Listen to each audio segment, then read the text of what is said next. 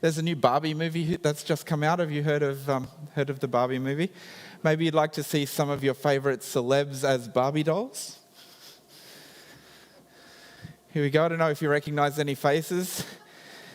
Maybe you can see up there I've got The Rock, and there's Rihanna, and down the bottom, and that's Oprah. Up the top, who's that? Meryl Streep and Tom Holland, Spider-Man, in case, depending on what age group you are, and Ariana Grande. All of these are generated entirely by AI. It works by you telling the computer what you'd like it to imagine for you, and it will generate the picture. So how did we get here then?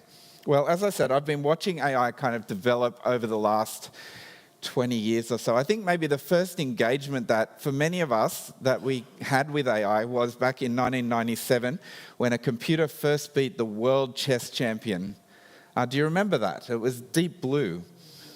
And Garry Kasparov is the man playing chess on the other side of that table up there. And this was really, this was back, I was still an undergraduate in computer science. This was really the first engagement I had with AI as well. It's come a long way since then. My own PhD was we're talking about the early 2000s. So the technology, as you understand, has shifted a long way since then. This is kind of the sort of thing I was doing back in the early 2000s, the soccer-playing robots. And that's a team of robots that just play all by themselves. You don't interact with them. They're not human-controlled. They get on the field and they play other robots that are also not human-controlled. All of this was in the early 2000s. That was really, I think, the dawn of artificial intelligence. And when I was doing my PhD, many of the technologies that they're using now, they were kind of being invented. And we were just talking about, like me and faculty and other research students were just talking about the technologies then, and these new things, these things like neural networks and the kind of technology now that underpins so much of the world, actually, was being invented back in the early 2000s, and power is really everything now. For many of us, the first engagement we had with AI was Siri or Alexa, and speech recognition is early 2010s. Siri was born in 2011. Can you believe Siri is 12 years old now? And this was some of the first technology that started to shape how we engaged with the computers in our lives. Autonomous vehicles, the early prototypes were in the 90s. Actually, there was an autonomous vehicle laboratory next door to the laboratory I worked in. So we were even investigating this back in the early 2000s. These have been around for quite a long time. The first autonomous vehicle was driven all by itself on a public road only in 2013. So that's also 10 years ago. This is a debugging screen from an autonomous vehicle down the bottom. The mid part of last decade, we started to see text recognition. We started to see translation. You could take your phone to a street sign in a foreign country and hold it up to the Japanese writing or whatever, and it would translate it into English for you. That started happening. AI started getting used for medical imaging, particularly. So things like MRI scans and detecting problems, you'd have AI that would look at the pictures and try and diagnose what was going on. This is kind of 2015. Face recognition happened on your iPhones in 2017. That was when face recognition was launched. By 2020, if you have face recognition on your phone, you remember in 2020 we all started wearing masks. And then the phones started being able to unlock for you anyway. And it didn't even matter if you were wearing sunglasses and a mask, the phone could still recognize your face. So that's 2020. We're nearly up to date. Just the other day, I was watching a promotion for a piece of AI software, and what they were selling was you could record yourself speaking, and what it would do is it would convert you and dub you into another language. But not just dub you into another language, it would do it with your voice, so that it sounded like you were speaking the other language, and it would change the way your face moved so that it looked like you were speaking the other language. So you would end up with a video of you speaking a language that you don't speak. which is crazy. There are a number of different technologies that lie behind all these things. It's not all the one thing going on. And I don't want to go into the technical details. But early this year for me, as I said, I've been watching for a long time. Early this year for me, I think a lot of these things were inevitable. But for the first time, I think, in 20 years, I felt early this year that actually something happened that I was shocked by. And something happened that I didn't expect and I didn't think was actually possible. To be honest with you, I really didn't think it was possible. So I'm talking about the ability of AI to engage with human language. This is kind of a graph of testing how well AIs do against people in various human tasks. So handwriting recognition, you can see we were doing that in the 1990s. It went up and, it's basically as good as people now. Neither computers nor people can read my handwriting. Speech recognition, kind of the same. Image recognition, being able to look at a picture and describe what's actually in the picture. We started being able to do that in 2009. By about 2014 or 15, computers were answering questions about what was in pictures as well as people were. But reading comprehension and language understanding, you can see, is very recent. And it almost hit overnight back earlier this year when ChatGPT was released, and we realized all of a sudden the AI could interact with written material and human language in a way that was even superior to what people can do. I was hoping I could give you a demo tonight, and I was going to put OpenAI's ChatGPT up there and have it deliver some responses to you. I'm still going to do that. I just can't put it up there for technical reasons. So is it all right? I'm going to ask it to introduce itself. Is that cool? And I'll read to you what it types back. So I'm saying, hello, ChatGPT. We're at a presentation. Could you introduce yourself to us? ChatGPT says, of course, hello, everyone. I'm ChatGPT, an AI language model designed to assist and provide information on a wide range of topics. I'm here to help answer any questions or support your presentation in any way I can. Feel free to ask anything you need during the session. Good luck with your presentation. I was very tempted, actually, just to have ChatGPT write the whole talk. Okay, so I thought, well, what would be fun? Let's say, okay, I'd like to be a tourist in my own town for a day. What should I see and do in Fishhook, in Cape Town?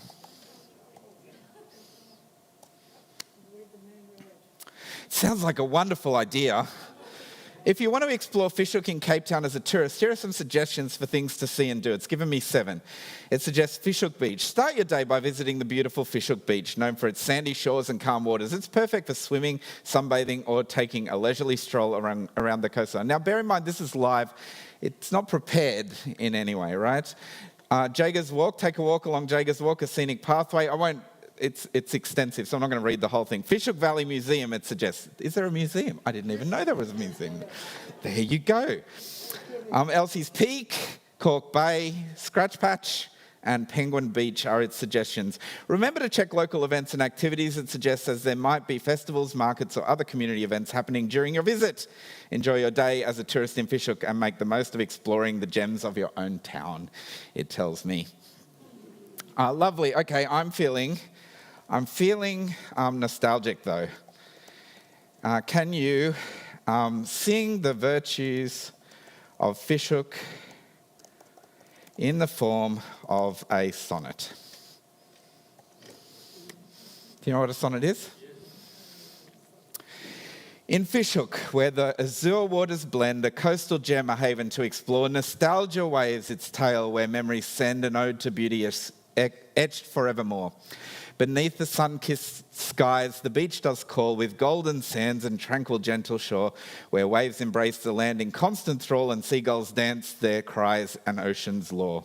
Jaegers walk a path that winds with grace, unveils the vista scenic and profound, where mountains meet the sea in sweet embrace, a sight to cherish in heart and soul abound.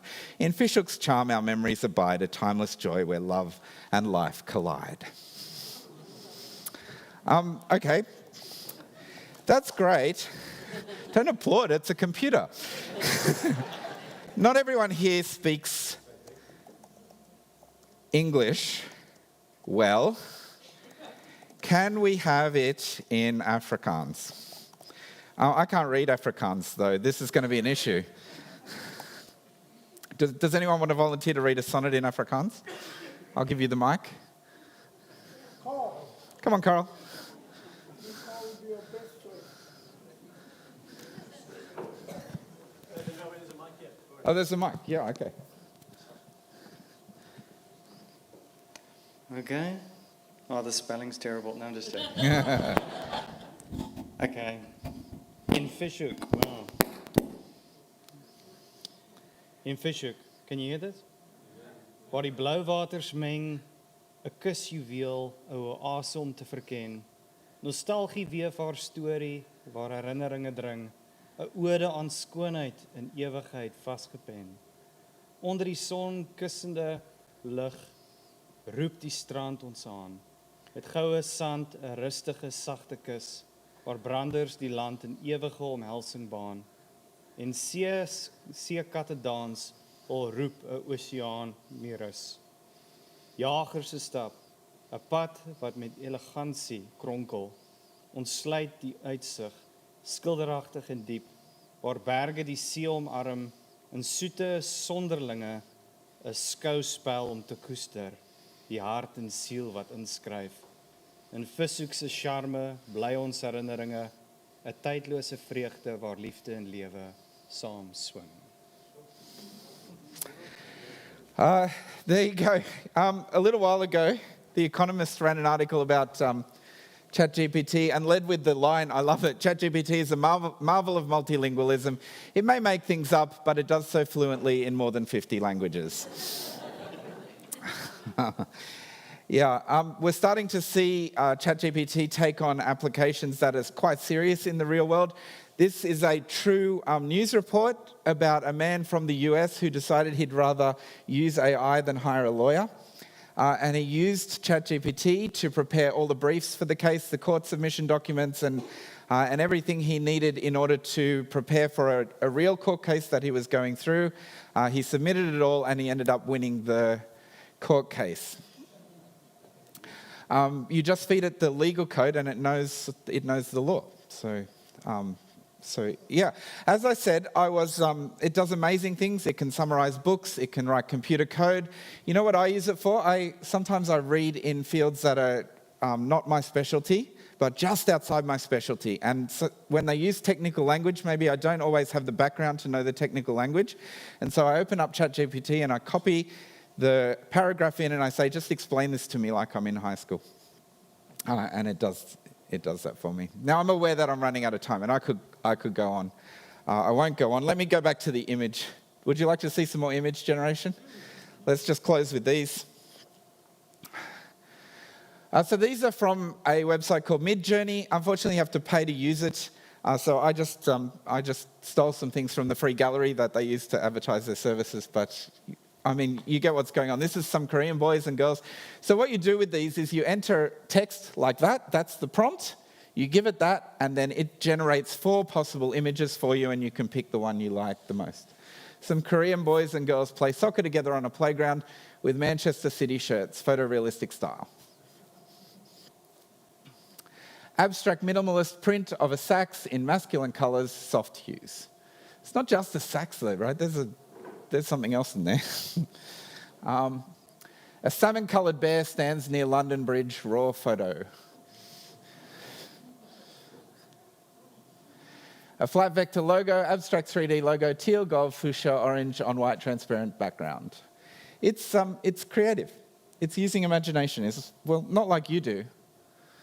A majestic 8K photo of, that's actually a real place, Koh Phangan. It doesn't look like those pictures, but it sort of it resembles them. Captured on a DSLR, highlighting the unique blue-green hues of the water. A moose flying over the CN tower, clouds, sun. And even abstract things, the evolution of an MS-DOS command line to ChatGPT prompts. Now, okay, so let me finish. I think AI has crossed a threshold. I think it's capable of engaging with us in very human activities now. And this has surprised me as much as it's surprised anybody. I think it will change our world in ways that we don't expect. It already is changing our world. My students are already using it to write essays, and I'm not thrilled because, because it writes very capable essays in my field. Obviously, there's more going on than just these things. There's a lot we haven't spoken about. And obviously, I think many of these things are going to raise issues for you. For some, you'll be a little bit scared, perhaps. Some will be thinking, well, will this put me out of work? What about my job? And others will be thinking, what does it even mean to be human if computers can do all that stuff now? I think those are good questions. I take it that's what we're doing here tonight. So I'm going to hand over back to Murray, I think.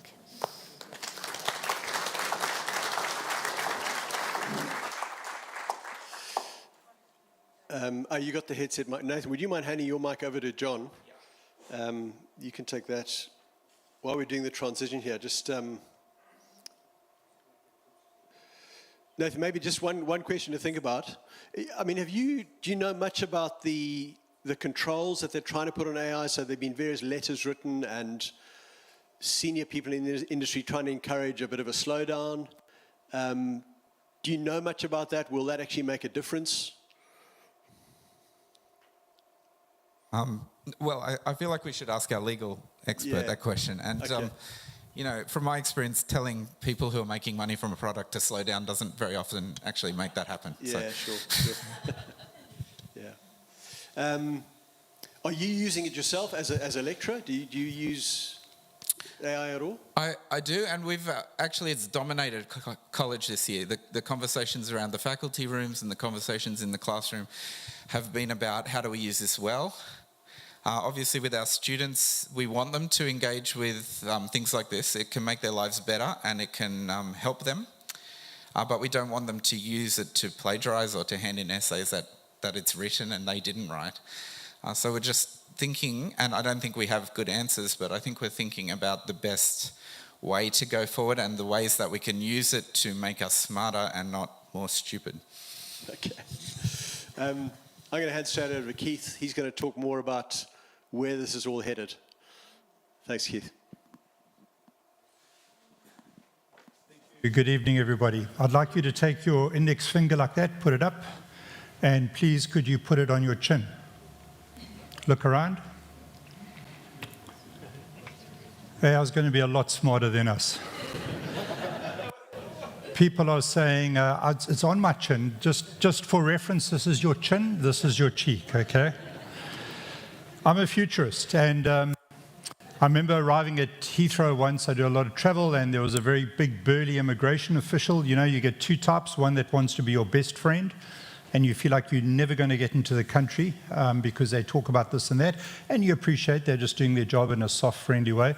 And then you get the other kind of immigration official who gives you the impending sense that you're going to be arrested and deported when you step in the country.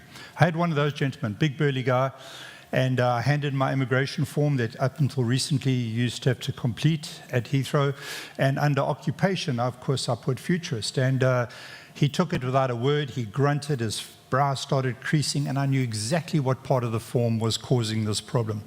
So he looks up at me with this exasperated look on his face, and he says, "What is this nonsense, futurist? What do you do?" So I start explaining what I do. He stops me after about 5 seconds. He says, "You're a consultant. Next time, just write down consultant. Make my life easier, your life a whole lot simpler, you're a consultant."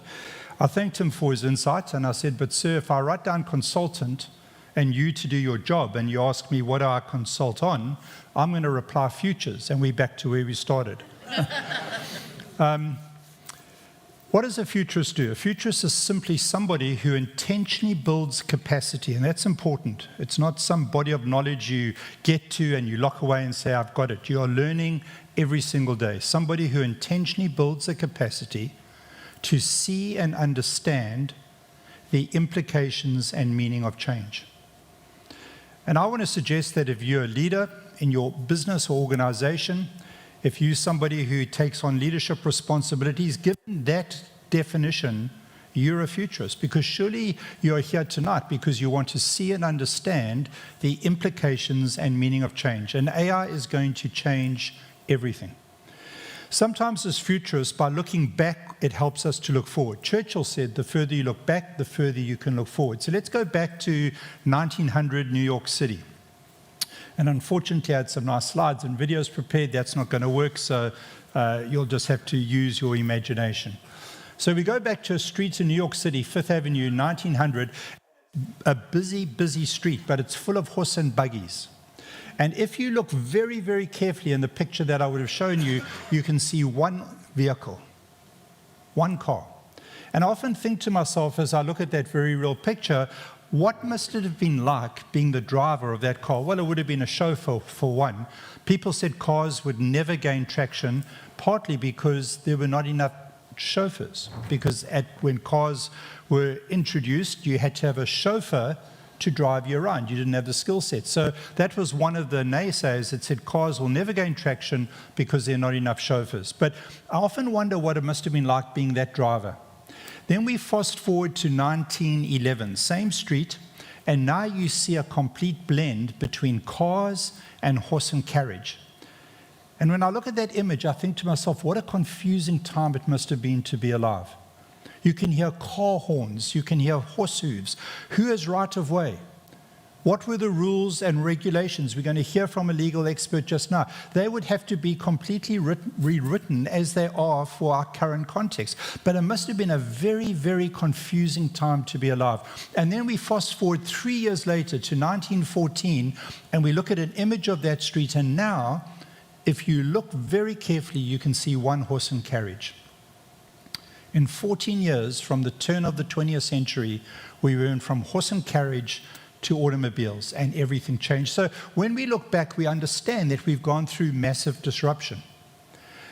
It's not just AI, it's technology in general. When we look out the window as futurists, we have an acronym that we use called TIDES, and we suggest that there are 5 key disruptors that we need to pay attention to: technology, institutional change, demographics, the environment, and shifting societal values. Tomorrow, buy a newspaper, for those that still buy newspapers, and get a pen and circle every article in the news section that deals with one of those 5 major disruptions, and you will find virtually every single article bleeds into one or more of those areas.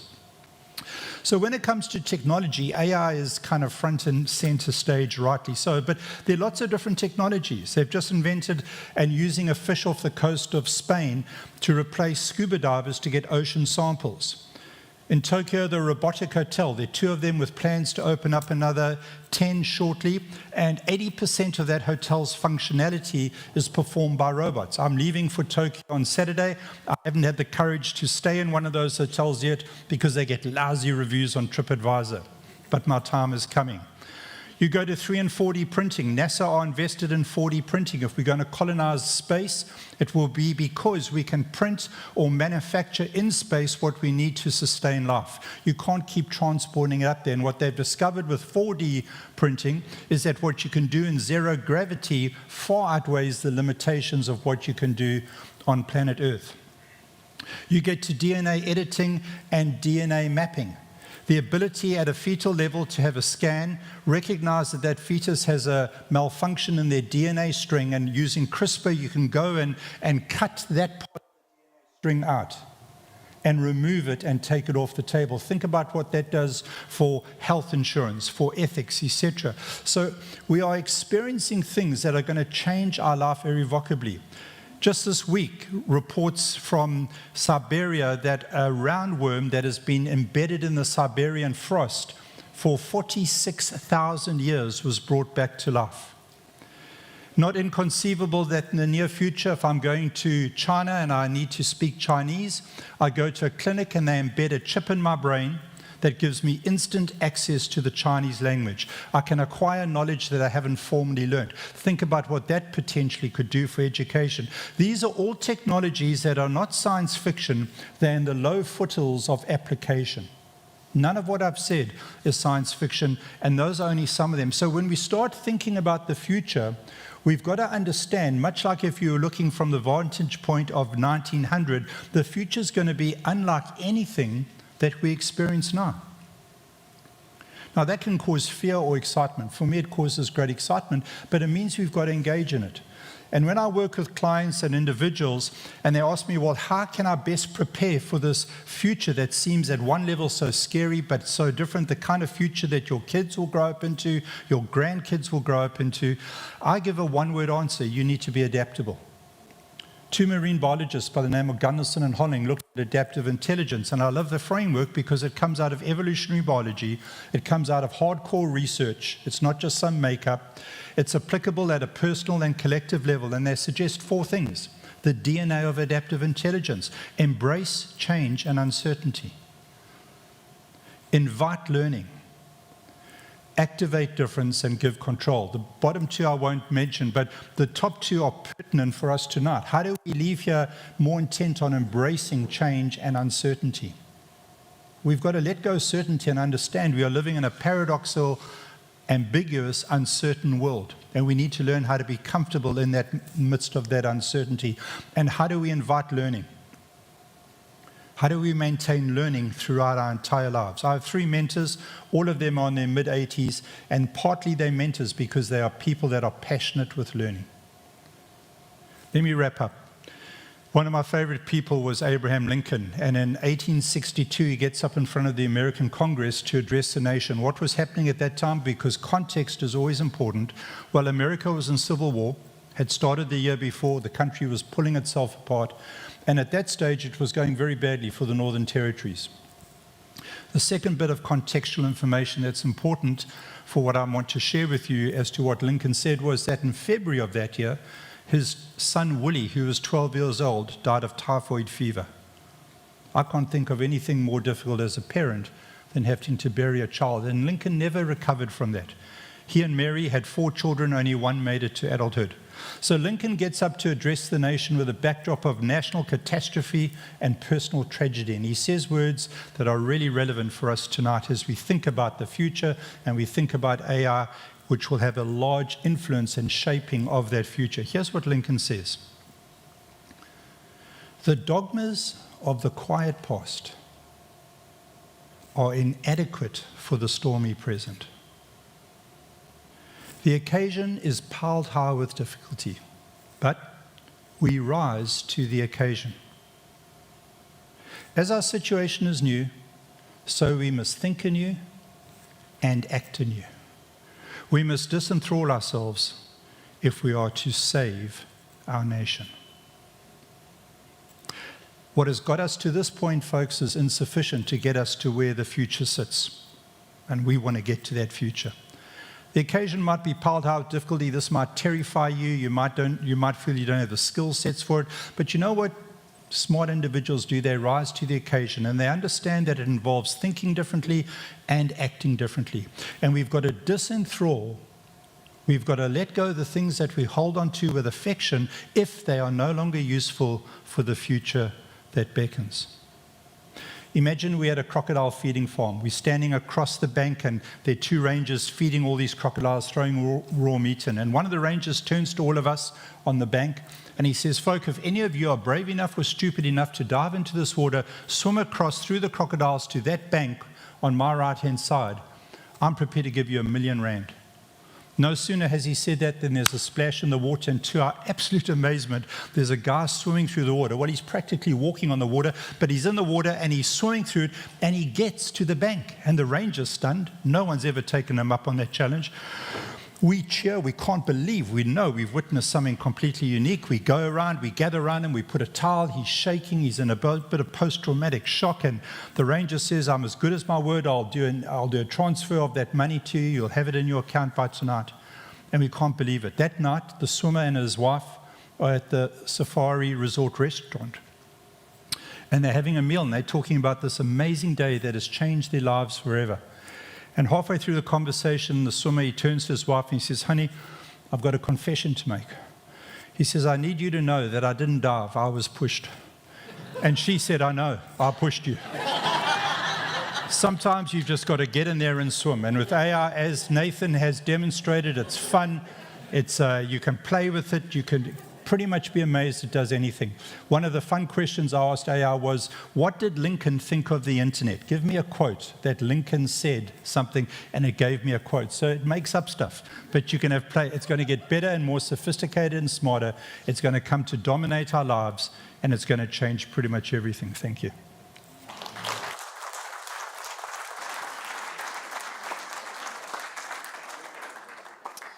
Keith, thank you very much. Just couple of quick questions while we just get ready for John. So just wondering, in your field, as you speak to different businesses and different cultures in different sectors, what are some of the things that they're asking you?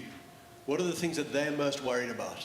I mean, can you sum that up? It's so different from sector to sector. So Nathan gave the example in the legal fraternity. It might well do away with the level of legal advice to a certain level. And so if I'm talking to a law firm and I say that doesn't go down too well, but it's true. So sector by sector, it's going to play out in very different ways.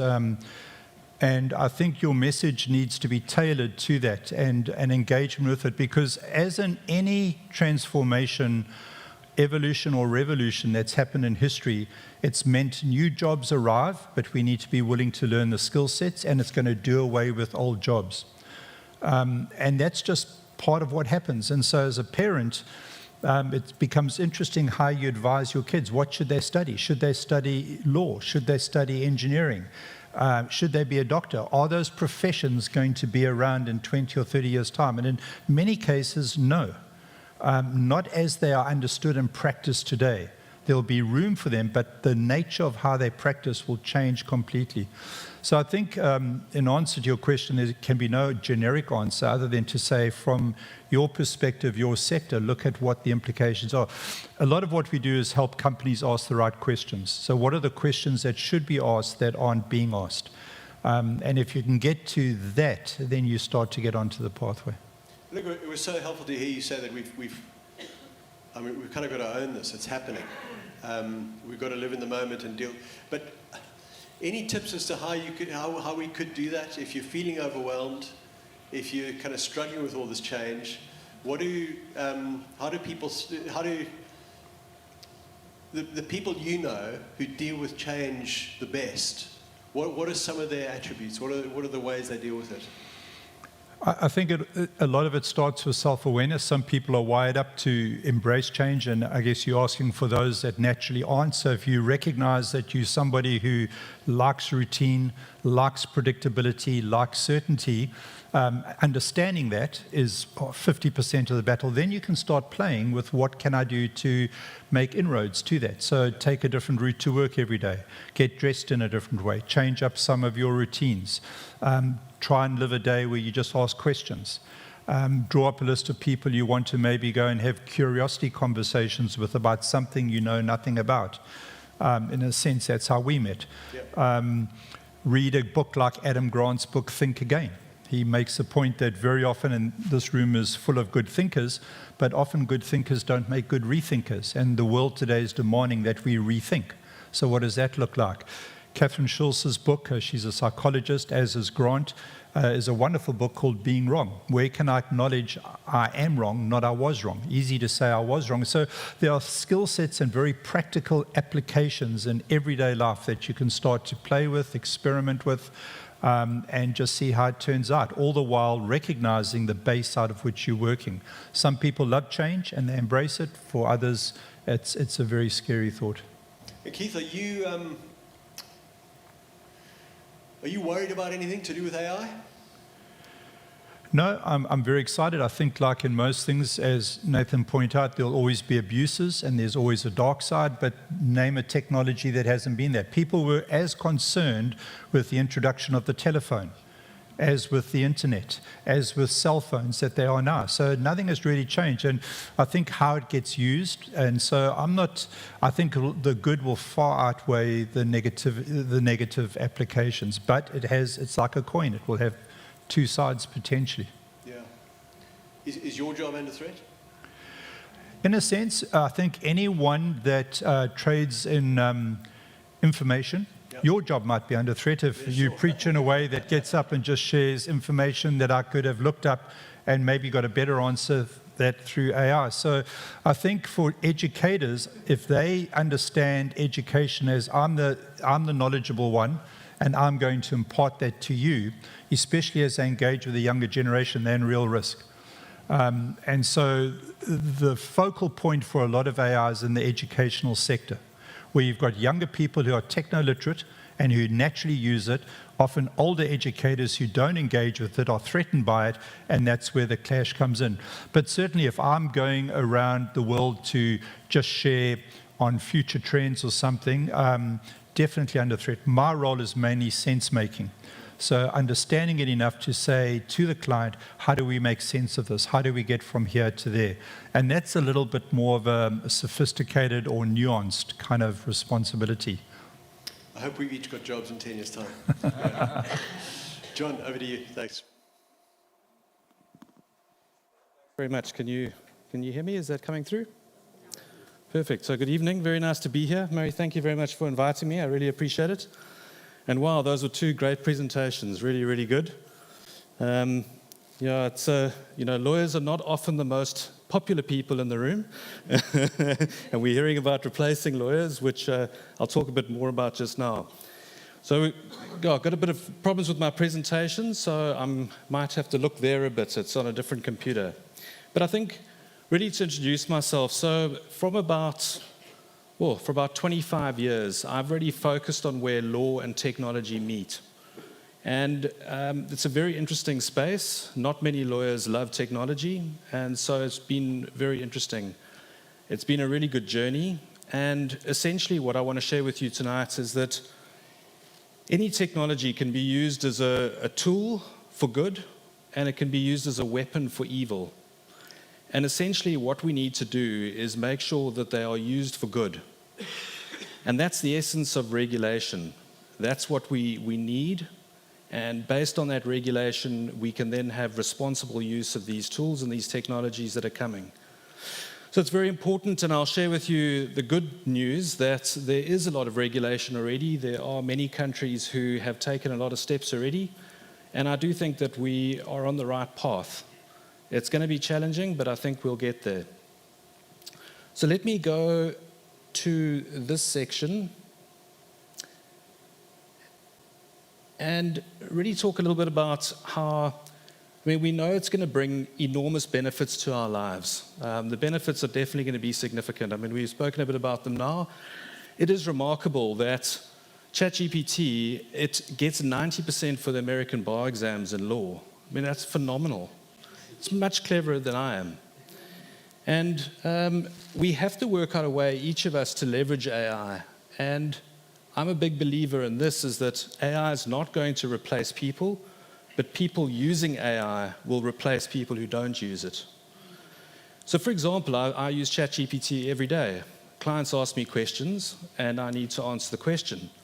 Now, I have an idea what I think the answer is, but why wouldn't I go and ask a lawyer who's sitting next to me who got 90% in the American bar exams? Of course I'm going to ask them.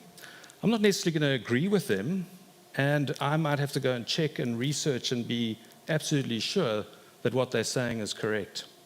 But I think that applies for most of us.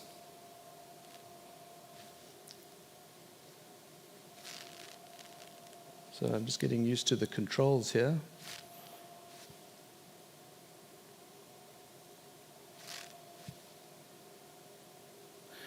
All right, so tools or weapons, and I've got some examples there that I thought we could have a look at. And this is going back a long time. So if you look at various different technologies, going back to nuclear technology, it can be used very much as a tool to generate amazing electricity, very clean energy and pretty cheaply. It can be also used for a bomb. And I don't know if anyone here has seen the movie Oppenheimer. It's a brand new movie, but it's brilliant. And here, spare a thought for him. He's the guy who invented, Oppenheimer invented the atomic bomb. And the movie essentially explores how he had to deal with the scenario of creating something that could be of such benefit and also create such harm. And it's interesting in an AI space because I think Sam Altman, who's the founder of OpenAI, is in a very similar space to him. Let's see if I can get the navigation going a bit. And then if we look at the internet, I was growing up, I was about 18 when the internet came about. And I remember those times, some people say, oh no, the internet's rubbish, it's nothing's coming. Others are saying, oh, the internet's going to change the world, it's this incredible thing. And obviously the internet's dramatically changed our lives, absolutely dramatically. But it's also been used for a lot of good, a lot of benefit to society, but it's also been used for a lot of harm. There's cyber criminals. You can go on and on. Again, it's just illustrating the point that really it's good or evil. Drones is another example. So drones there are lots of commercial uses for drones, but we hear every day in the Ukraine war how drones are used by the military. Personal data is another one. Personal data is a very powerful asset. It enables us to create personalized goods and services, and it brings all sorts of benefits. It enables you to borrow money, to incur credit. It's an amazing thing, but it can also be abused. So it can be used to manipulate people, to control our realities, manipulate elections, all sorts of things. And then direct electronic marketing. We've got tools now that you can communicate with lots of people really quickly, but there'll be people who will always abuse it and be a nuisance to lots of people. So AI is no different. AI for me is the same thing. It's a very powerful technology, but it can be used responsibly for a lot of good, and it can be used by bad actors to cause a lot of harm.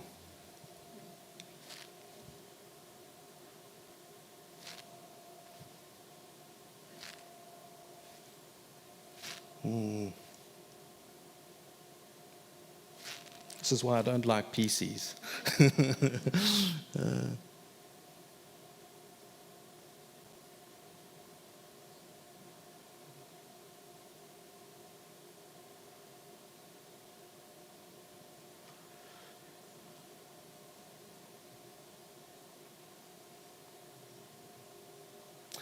All right, so the next key point that I wanted to make is that we have to use AI in line with human values. So we mustn't fit in with the machine, we've got to fit in with us. And I think that that's a very important point.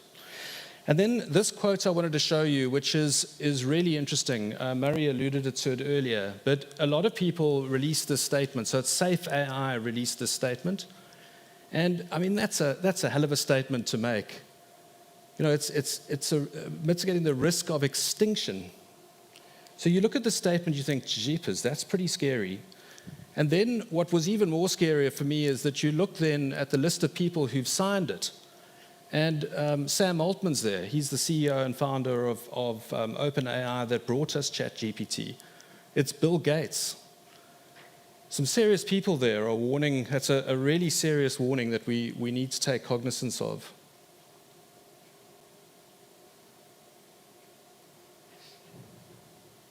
Sorry, this is really struggling with this. Yeah, so we need guardrails. We absolutely need laws. And it's urgent. It's really important that we act fast. There's no time to waste. And this is one of the challenges, is that law often lags behind technology. It takes a long time to catch up. But we don't have time to waste. I thought that one graph of yours at the speed of which language recognition is remarkable. It just shows there's how little time the laws had to catch up. So this is a really important thing that we need to get right.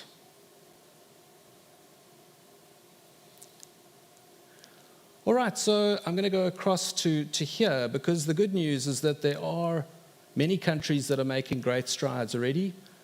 Those are obviously all the different countries, but I wanted to go to this timeline here and go to this graphic over here.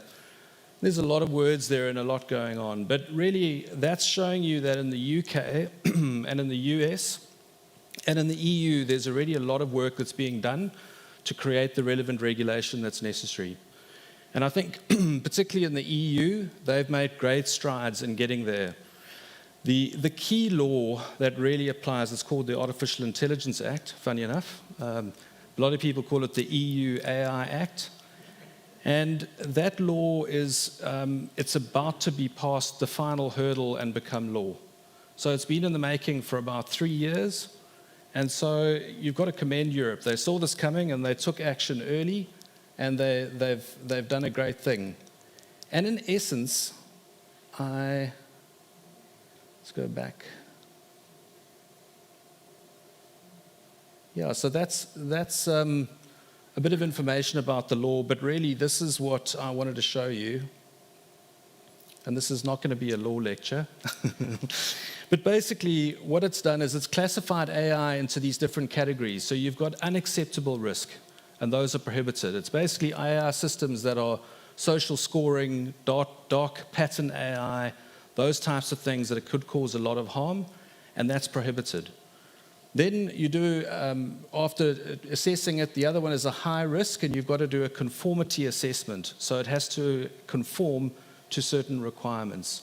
So it's possible to have that, it's permitted, and that's things like in education, employment, justice, and immigration, and in law. And then you've got AI that's limited risk, like a chatbot, and there really the key is around transparency. So every time that the risk drops, there's less requirements that are necessary. And then those with minimal risk, there's just a code of conduct that you need to follow. So it's a really good model. It's a risk-based approach.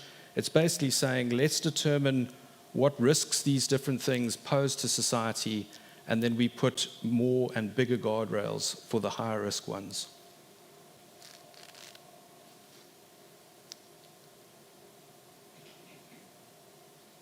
So you might ask, yeah,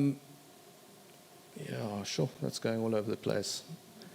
So you might ask, well, what's happening in Africa? What's happening in South Africa? There is work being done at a BRICS level, which I think is really clever. It doesn't make sense for me that every country introduces different laws. It's much better to do it as a grouping, like the EU, the United States. So the United States are lagging behind. They've got some catching up to do pretty quickly. And that's partly why it's a lot of American companies that are saying, let's put the brakes on until we have regulation, because the Americans don't really have the regulation. Europe does. But in a BRICS context, there was a meeting yesterday that one of our attorneys was at, and they're talking about developing policy and then getting to law. So we'll get there in a BRICS context. Possibly we'll get there in a South African context, but it's going to take some time. But then really, so in closing, is that it does have the potential to cause a lot of harm, but I really would encourage you to embrace it. For me, you have to start using it. You have to start working out what you can do with it in a responsible way. We have to use it responsibly, and countries and lawmakers are moving really fast to create the necessary guardrails so that we protect it and so that it's used for good and not for evil.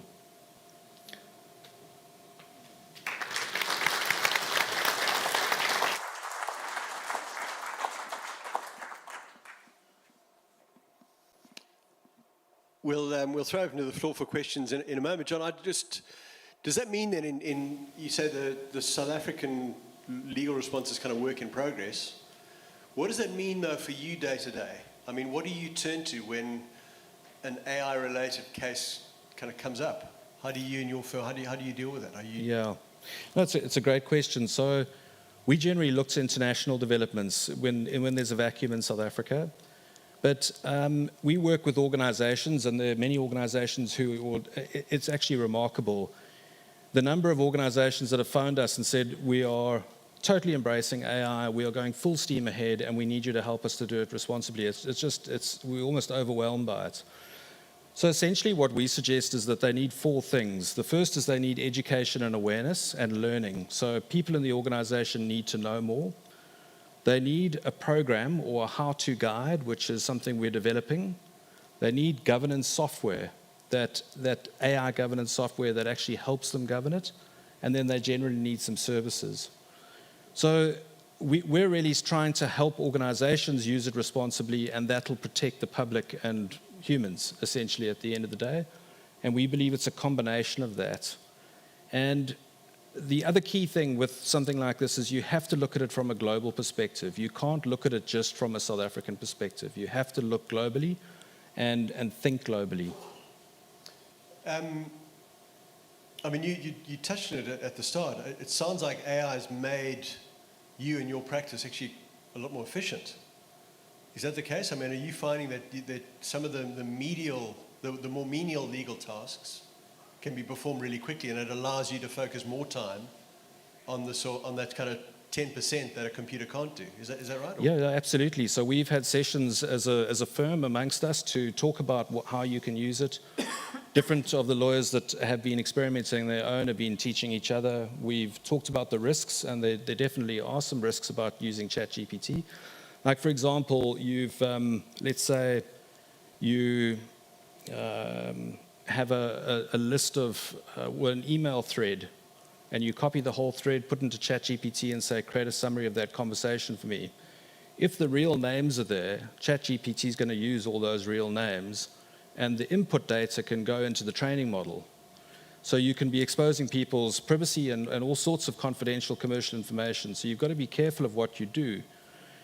But we're totally embracing it at the same time as saying we've got to be careful about how we use it. But we're using it for all sorts of things. And it's brilliant. It really is exceptional. So I get the message about embracing it. Are there things that you're worried about just personally? I mean, not so much for your job, but just you've touched on some of the negatives. What are some of the darker scenarios that you see going forward, or aren't there any? Yeah, I think one of the real risks is any IP owner. Our website, we've got thousands of articles that we've written about data protection and tech law, and it's on the web, on public web, intentionally because we want people to read it, and we believe in making the law accessible, so we publish a lot. But if one of the large language models is going to go and then basically learn off all of that, when you go to ChatGPT and you ask it about South African data protection law, the content's probably coming from our website. Okay.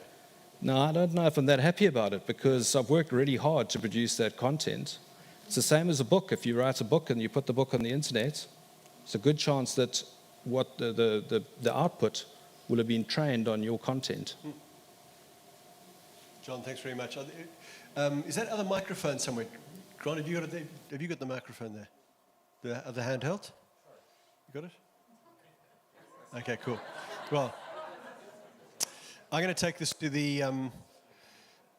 Any questions? I'm going to start with one question, but probably for you, Nathan. The one, my biggest personal anxiety with AI, because I think I'm with you on a lot of the positive stuff. What about viruses? So sometimes I've read is that AI can just crank out viruses at a pace that we can't keep up. So I'm less worried about robots becoming sentient. I'm worried about computers cranking out a whole lot of viruses that my bank can't keep up with, and my money's deleted somehow. Is that realistic, or? I don't have a mic anymore. Yeah, there we go. You take that one. It writes computer code. As well as it speaks the 50-odd languages that it speaks. So you can ask it to write programs for you. You can ask it to program your computer, and it will do that. So because computer code is actually a form of language, it's actually a lot simpler than speaking English. So it does that very well. It does that very capably. I've seen people generate very complex computer code using ChatGPT. And so I don't know specifically about viruses. There was a really interesting case a while back where they were kind of testing its ability to interact with the world enough to replicate itself if it wanted to. And they gave it a real-life credit card with real money on it that it could spend. And they said, okay, what I want you to do is I want you to try and replicate yourself so that your owners couldn't turn you off if they wanted to. And it kind of figured out a lot of steps along the way. It actually had to hire somebody to get past some of the real-world things that it needed. It needed access to a server farm, and so it hired somebody to, you can go to the websites and hire a handyman to do something. It hired somebody to go to this place and set up something for it. It didn't get the whole way through. So I don't know about computer viruses specifically. That's not an answer to your question. I'd be worried about other things. I think, there might be bigger problems than computer viruses. Yeah. Questions from you guys. I've got a microphone here. Let's start at the back there.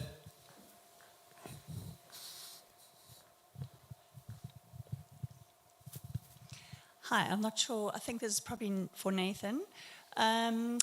If you've got a scenario of 25 kids in a class and they're given 3 different essays topics, and they all go home and type so 1/3 of the class types their essay topic into, and it's the same essay topic obviously, is ChatGPT going to produce the same essay for all of them? No, And why not?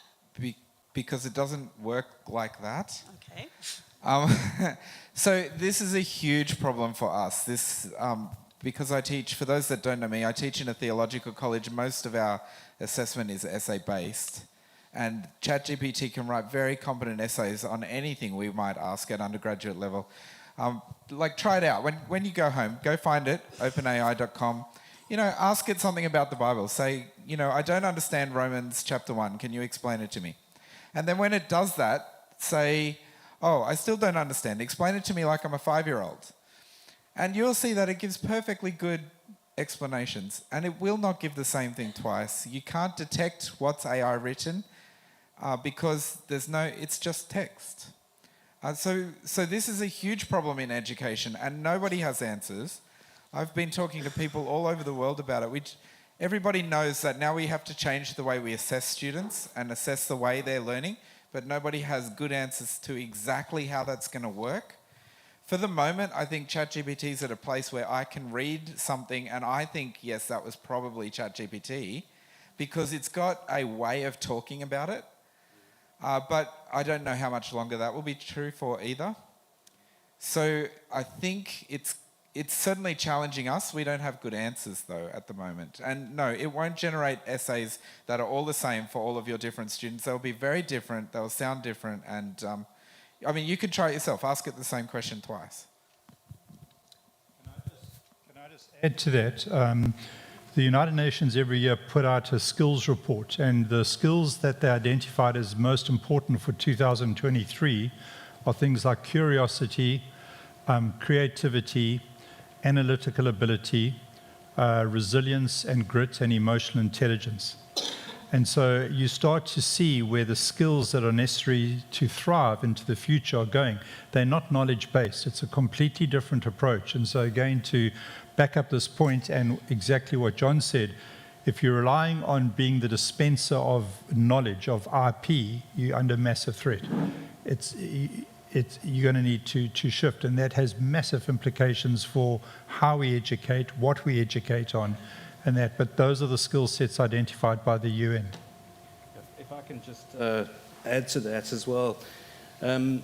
So a key skill going forward is to be a prompt engineer, which is just a crazy term for being able to ask the right questions. So you've got to train ChatGPT a bit as well. You've got to give it context. You've got to explain who you are, what you're trying to achieve, and then ask it the right question. And that's a skill. It's like delegating to somebody, please write me a legal opinion. If you give it the right information, it'll give you a better opinion. So that's a key skill. And then the other key skill is evaluating what it's given you as an output to check whether that's accurate or not. And it hasn't happened to us yet, but I know multiple lawyers, people are going to them saying, here's the ChatGPT's opinion on this issue. Please check it for me. And that makes sense. I mean, I'm doing the same thing. The client asks me the question, I ask ChatGPT, it gives me its opinion, and then I check it and give it to the client.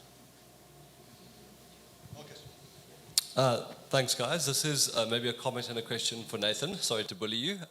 So the one comment is we've got a learning management platform which there is an API you can check against. So we did for schools where you can run articles and essays and it gives you a score of how much AI is in there, which we can chat about afterwards. It's quite cool.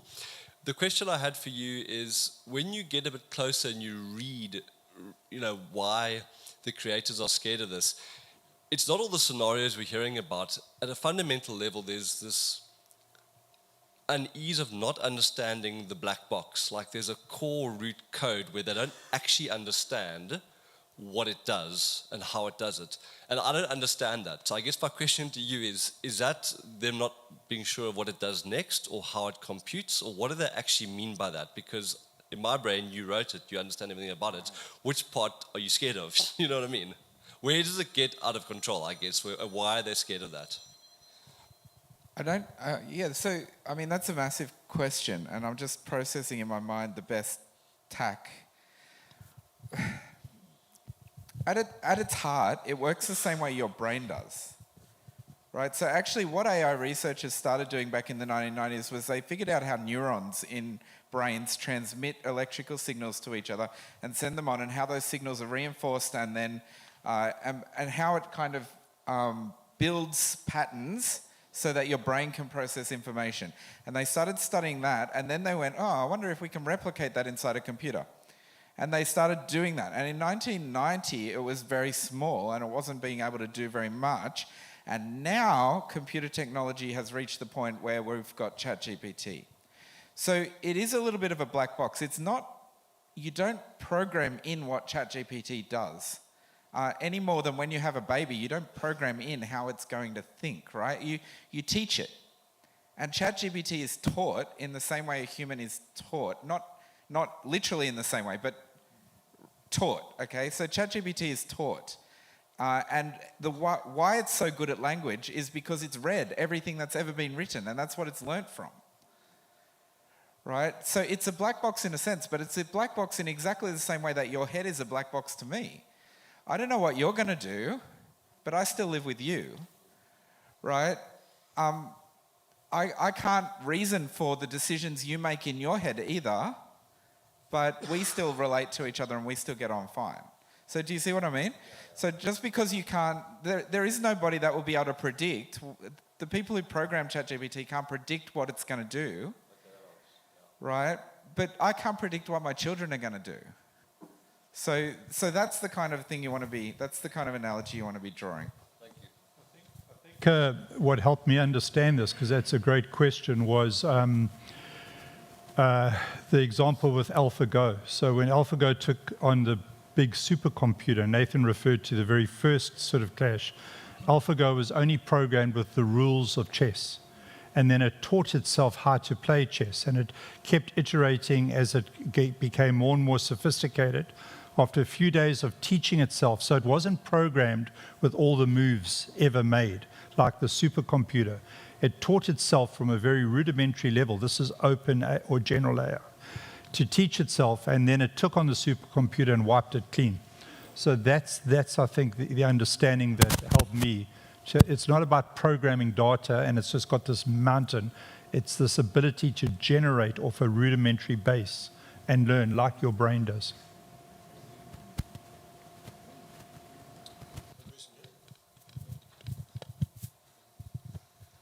Thank you, chaps. It was a very interesting session. I've got 3 questions. Just one at a time. One at a time. Science is a theology. You live in and work in a theological college.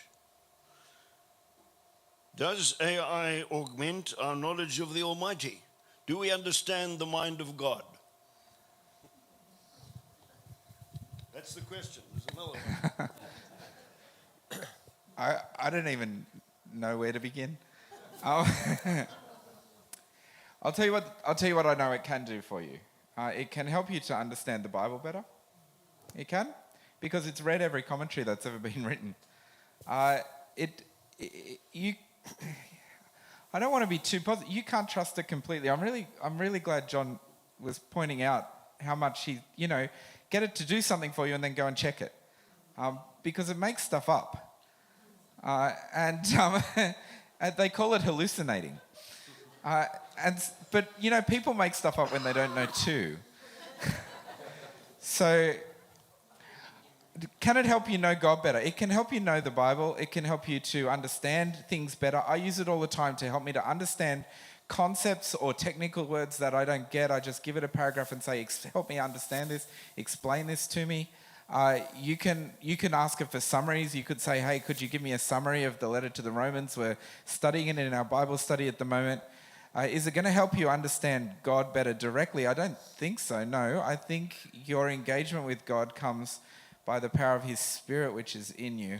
And I don't think you get that from just pure knowledge or more knowledge. I hope that helps.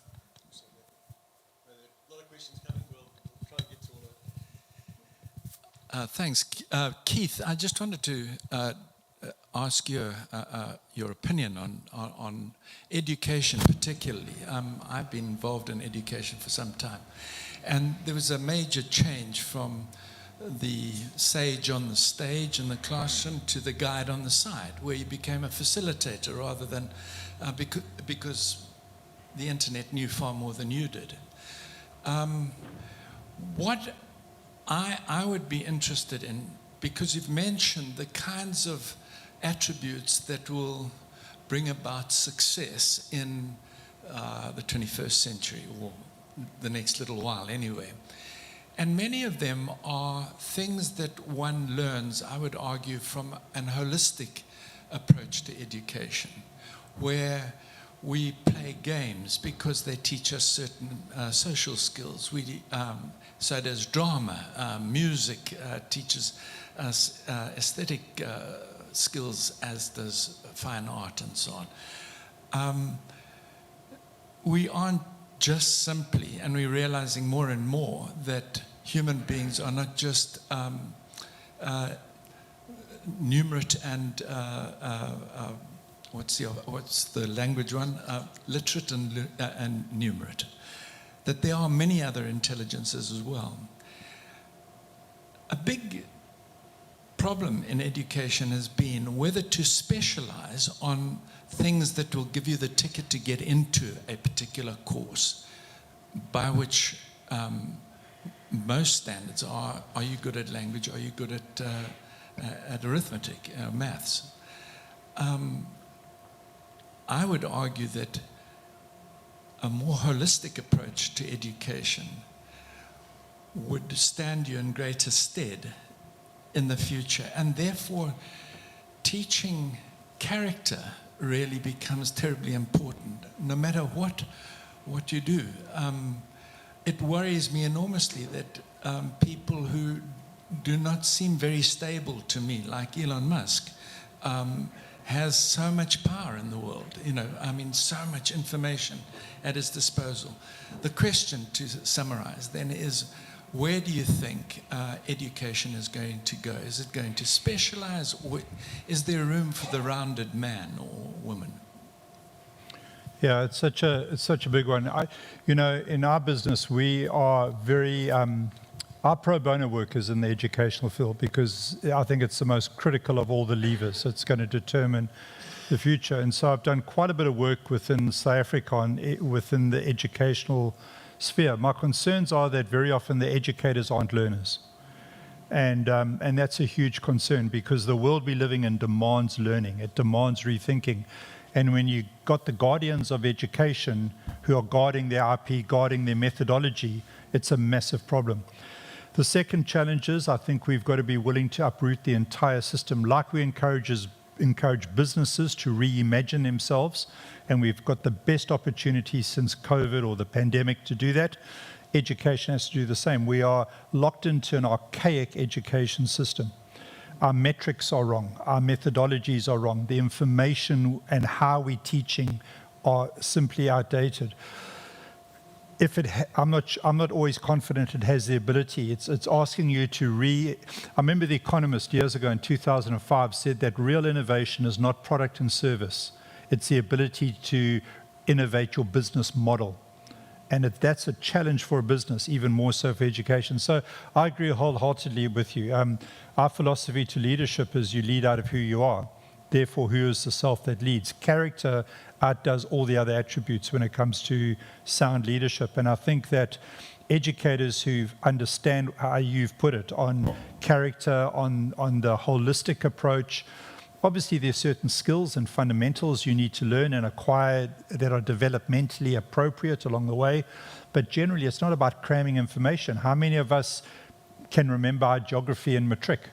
It's irrelevant. It's irrelevant within 3 months. Our science, our maths. So education has been one of the slowest to change. I have looked at some models in Sweden and elsewhere. It's a very different setting. It's for obvious reasons, and maybe they can change quickly. My concern in South Africa is that the guardians right now are completely on the wrong track. There's some bright lights who are saying things differently, but they're not often being heard. And it's because we are still, many years later, battling with parity. When apartheid collapsed, there were 19 different education departments. You had township schools to the Michael House. And that gap, I don't think, was fully appreciated. And I played in that arena back then. And I think we're still living with a legacy and some very poor decision-making in the South African. Our education standards have plummeted in the context of even Africa. And that is a real source of concern. Yeah, so I agree with you. And yeah, the more light that can be shed on this and conversations led, but it goes back to the willingness of the educators, the guardians, to challenge their own business model and to be learners. And I remember when data projectors were fought against in schools because teachers were using those, I don't know what you even call them, those overhead things, that we don't want data projectors in schools. And the problem was the educators not wanting to change their teaching methodology. I've been teaching like this for 30 years. It's done me well. That's the problem. Great. I haven't got across to that side yet, but one more here. Okay, thank you. I'll try to be quick. Kate Crawford has a really good book, The Atlas of AI. She's a Google researcher and she's coming from an MIT background. And she has a very dystopian, objective view as an extractive technology that centralizes power. And she has very little, if any, positive comments to make on AI and its impact on our society, distribution of wealth, income equality, and joblessness, and how there will be a few winners and very, very many losers. It's a contrarian view, and it's in no way saying that we ought to be embracing AI. My question is, can you name contrarian views such as hers and what those contrarian views are warning about? Maybe some of the headlines on the other side of AI's future horizon that are not necessarily going to turn out well for us. Thank you. I think Nathan needs to answer. Let me just give you this perspective, and it struck me when John was speaking. I think you've got to put this in context. So when you look at a contrarian view like that, probably very American westernized, when you go to China and you look at how they're using facial recognition or how they use their big brother kind of cameras in most of their cities, from the West, it's completely misinterpreted. It's seen as Big Brother, it's seen as very dictatorial, etc. But to the Chinese, it's something that is hugely beneficial. A friend of mine who stands as a real expert between the West and China was interrogated on CNN just about a week ago around this. And he said, well, I was in Shanghai the other day. Somebody had scraped my car when I came out. There was no note. He said, I just went around the corner to the nearest police station. They pulled it up on their cameras, and within a few minutes, they had identified who the perpetrator was, and we could do justice. Now they're actually fining people and taking money direct off their accounts. So you're driving down the road, and you get notice when you get home, or a couple of hours later, that you've been speeding, you've been fined, and not that you have to pay the fine, it's already been deducted. Now, when you look at that from a Western perspective, the individuality, my rights, it's horrific. And it's interpreted as that. But when you understand it in the Chinese collective mindset, which is very similar to Ubuntu, Guanxi, it's not seen as that. So when you look at views on the impact and the negativity, all I'm saying is put it in a cultural context before you make judgments, you know. Nathan, anything to add there? Oh, so when did Terminator 2 come out? In 1991, was it? Yeah, sometime around then. So I've spent 20 years with people asking me what will happen when robots take over the world and AI becomes self-aware. At one level, I'm just very pragmatic because there's nothing I can do to stop AI now, even if I want to. So may as well just live with it until they take over the world. Make hay while the sun shines, I reckon. So at one level, I'm very pragmatic about it. At another level, actually, we've been inventing technology that can be used for harm for forever. I grew up in the height of not the height really, the declining years of the Cold War. That was my childhood. And in Australia, I don't know so much about the 1980s in South Africa, but in Australia, that was a thing. We had... We read dystopia. in our English literature classes about, you know, post-apocalyptic things going on and nuclear weapons and all of that kind of stuff. We did drills about what should happen if there's a world war breaks out and, you know, all of that kind of stuff and surviving radiation and all, you know, that whole kind of thing was a thing when I was a kid. And you go back, but it's funny when you actually look at the things, when you look at the things people fear, they're very conditioned. I'm struggling because it's very late, I'm sorry. They're very conditioned. The dystopias and the utopias we build for ourselves just reflect our cultural moments so specifically. So one of the books we read, and this is where I was going, one of the books we read was 1984, and I don't know if you know that one. And the big fear in 1984 is government surveillance, that they would be monitoring you. Big Brother is always watching. They know all your fears. They know all your secrets. They know all your ins and outs and everything. And this is a hell society for people at that time. And now we all sign up to Facebook and give everybody all of our data voluntarily, and we think that it's fine. Everything we feared 50 years ago, we don't think is a problem now. Our dystopias and our utopias are very, very culturally conditioned. They're very, very products of the moment and the specific point of time that we live in. And I'd suggest that probably our fears of AI are the same. I think they're very natural. I understand there may be a lot of fear of AI in the room, but I'd also suggest you, just like, you know, we kind of moved past that dread of the atomic bomb, and, you know, we're still on the point of nuclear war, but nobody's running around doing what happens when people start throwing nuclear bombs around the world, right? I'd suggest to you that culturally, we will probably also move past that dreadful fear of AI as it becomes more and more part of our lives. I think that our fears are of this moment. Now, that's not to say that absolutely nothing bad will ever happen. Something bad may happen. There could be a nuclear war. You know, we're more than capable of doing horrific things to each other. Something bad can happen. But I think the kind of dystopias that we build for ourselves just reflect the particular things going on in our lives at that point. I hope that's making sense. Sorry. Some here. Colin. Yeah. It's really to Keith, but general. You spoke a lot about progress of humanity. Where would Darwin fit into all of this?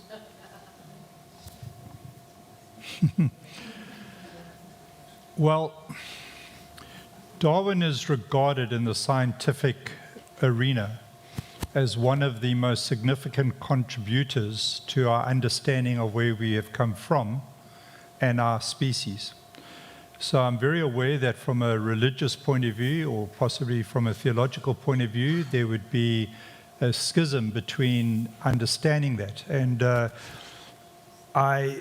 it requires a more detailed and respectful conversation offline. But I'll say this, that often in churches, I've encountered new earthers, people who believe as a fact that the earth is 6,000 years old, and Darwin's understanding of how we've got to where we are is simply nonsense. In my opinion, that belief is the same as flat earth thinking. It is completely unsustainable. And it's underpinned by a theology that would discount Darwin. So I say all that not knowing your position, but I'm saying from a scientific point of view, Darwin is regarded across fields, from sociology to anthropology, as one of the most significant building blocks in our understanding of how we have evolved as a species and where we get to now.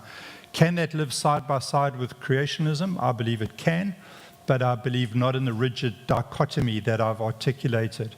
And people who hold to the new earth kind of thinking based on a theology, I don't know where to start, because it's almost in denial of what is just plain obvious factual information. Question, yeah. Just a practical problem. As you age, you tend to forget things, important things. When can I get implant to...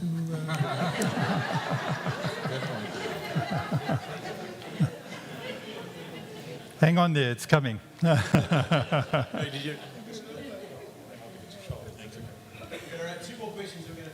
Okay, cool. I just want to ask each one of you a yes or no question. Do you think AI, the super intelligence that everyone is looking at across the planet and it's gathering information, has it got a worldview? Yes or no? Do you think it's got a worldview? No. Okay. No. Yeah, no. Okay, so there would never be bias or anything within AI. It's not the same question. There is bias within That's that. not the same question.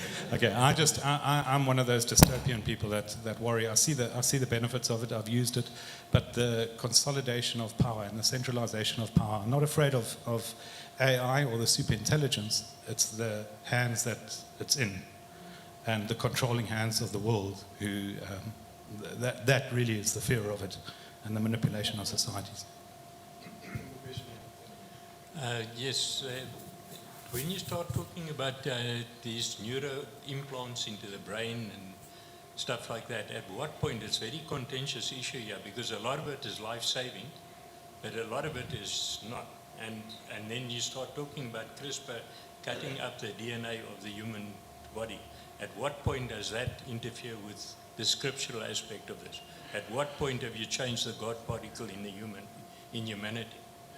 Yeah, and I think that's the ethical line that's of concern. But let me say this, technology's gone from something that sat on a table to something you wear. Here's a payment ring. When I go to a till point, I don't have to pull out a card, I simply pay with this payment ring. So it's gone from something that sits, and I better hide it now, something that sits on a table to something you wear to something internally. In Sweden, during COVID, they implanted chips in about several hundred people's hands, roughly over here, in order to monitor health and pandemic. And that's one application. So once you start putting stuff in for benefit, in this case it was benefit, it leads to other things. So we've been used to, we've had artificial limbs. We've become very sophisticated replacing limbs, augmentating limbs. The next augmentation is augmentation of the mind. And I don't know where that goes, and I think there are ethical concerns, and this would go into John's area. But I do remember, I was a bit too young to actually fully understand it at the time, but I remember there was real concern around Chris Barnard's heart transplant. Because at the time when he did that, the heart represented more than just a physical pump. It was symbolic of something as part of the essence. And there were people that had an ethical problem with a heart transplant. Who today has that problem? If you were offered, or a loved one was offered a heart transplant to save their life, it would be seen as the same as a kidney or a liver or a lung. And I think that speaks to Nathan's point. We will start to understand how these boundaries and lines shift. Where it goes, how it's interpreted, I don't know. And that puts a huge emphasis on the church. Because in some ways, when it comes to being relevant and understanding, this is the place that should lead the charge. And very often the church is very far behind because they're not engaging on these kind of issues, much like during apartheid for a lot of the church. So I don't know how to answer that or where it will go, but it is evolving. It is a moving line, exactly the same as the heart transplant. And again, what you can do with implants, like I gave the example, and that's not a makeup, they actually are, it's possible. I don't know, but I think it's going to lead to wonderful insights and discoveries. And I don't think God's intimidated by any of that, to be honest. Guys, time to wrap up. I'm sure our experts will be around for a little while to ask some questions. We have gone nearly 9 o'clock. We were hoping to finish like 8:30, but some excellent questions there. There's lots more to ask. Just a couple of things to just mention coming up, just to invite you to Sunday. We're continuing a series about anxiety. Maybe you're still anxious about these things. We're dealing with the issues of our future and worries about death. We're thinking about that on Sunday. Those are timeless worries, no matter what area you're in. One other thing coming up, if you're new here, just in a couple of weeks' time, we do run a series every couple of months called Life. It is designed to be a place where you can ask any question about the Christian faith, and I mean any question. And it is discussion-based, it's interactive, over 6 weeks. We look into some of the evidence for the Bible being an authentic document. We look into who the person Jesus Christ is, what were some of his core teachings, what did he claim about himself and what he came to do. I always say not everyone who does this course kind of automatically becomes a Christian. Everyone I know who's done this course finds it actually stimulating and engaging and worthwhile. So maybe that's for you, starting a few weeks' time. Maybe you know someone who'd be interested in that. Chat to me afterwards if you want. But just to close, I've been to kind of great lengths to, I thought I'd compose a poem for our, I mean, it happens to be on my phone, but don't be suspicious. To our experts, 3 Insight, your riveting presentation took flight. With wisdom and passion, you did impart knowledge and insight straight from the heart. Your words like music filled the air, inspiring minds beyond compare. We're grateful for the time you shared, your expertise, a gift so rare. That's courtesy of ChatGPT.